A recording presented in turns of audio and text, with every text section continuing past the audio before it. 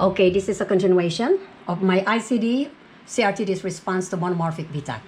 Okay, if the anti-tachycardia pacemaker will fail, but the rhythm still monomorphic VTAC with pulse, then the CRT-D or ICD will deliver sync cardioversion.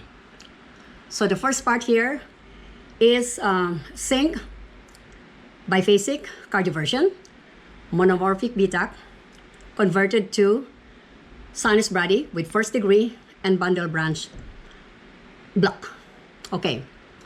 Or the CRT-D or ICD will deliver, which they don't use that much now, a monophasic sync cardioversion, okay, and converted to sinus brady with first degree block and bundle branch block. Okay. So what if ATP fails and the rhythm is monomorphic VTAC with no pulse?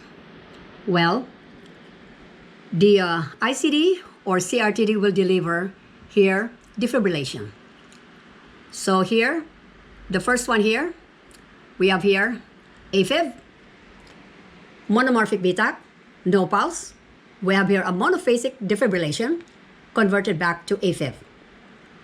Monophasic is not much used nowadays. Or we have here a B-pace rhythm, okay, went to monomorphic VTAC, then biphasic defibrillation applied by the ICD or CRT-D. There's a pause, both of them has a little bit of a pause, and back to the usual B-pace rhythm. Okay, so let's talk about the pros and cons of each of these two. Shock versus anti-tachycardia pacing or ATP. Okay, so here, with shock, and there is a monomorphic VTAC, okay, we have the response of the shock. There is a delay of delivery of shock of about 15 seconds or less. So the capacitor will need to be charged, full charge, and that takes 15 seconds or less. However, the ATP is ready. All it has to do is to deliver burst pacing. So the delivery is fast and deal with the monomorphic VTAC. So ATP is faster in response compared to shock because there is a delay. Okay?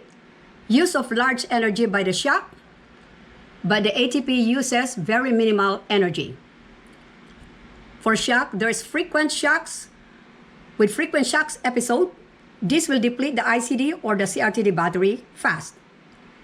But ATP does not. Okay, the ATP does not. Now, shock is painful. Pacing causes no pain. Okay? And shock can cause myocardial injury, no myocardial injury by ATP. So these are the pros and cons of each. Okay. So again, ATP is always the first to respond to monomorphic VTAC with or without pulse. By burst, okay, we have a fixed rate and fixed pacing interval.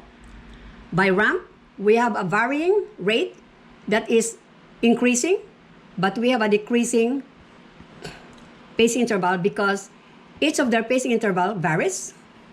Okay, so increasing rate, but decreasing pacing interval. Okay? And device interrogation, if the CRT-D or ICD will not respond, all they have to do is adjust and program the VTAC detection rate limit. Okay, so I guess that's about it, and thank you so much.